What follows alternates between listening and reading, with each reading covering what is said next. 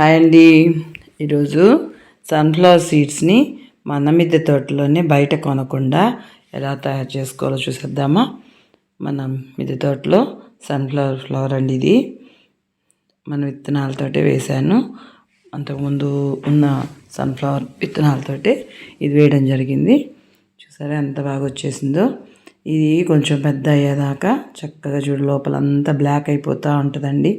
ఆ పప్పిడంతా రాలిపోతుంది.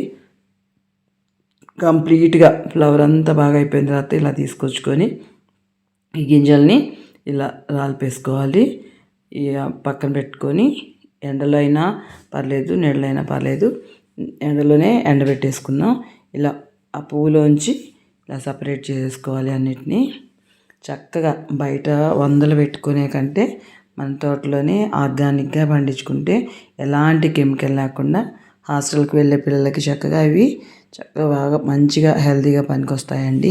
Rich protein, చక్కగా మంచి పౌష్టికాహారం దీనిలోంచి వస్తుందన్నమాట. జ్ఞాపక శక్తి ఉంటుంది, ఈ విటమిన్ ఎక్కువగా ఉంటుంది, గ్లో అవుతుంది అన్నమాట ఫేస్. అలానే ఎక్కువ తినకూడదు, కొంచెమే తినాలి లైట్గా.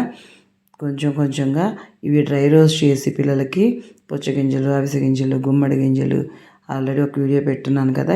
వీటన్నిటిని వేయించి రోజుకు ఒక స్పూన్ కనుక తీసుకుంటే పిల్లలు మంచి హెల్త్ అనమాట.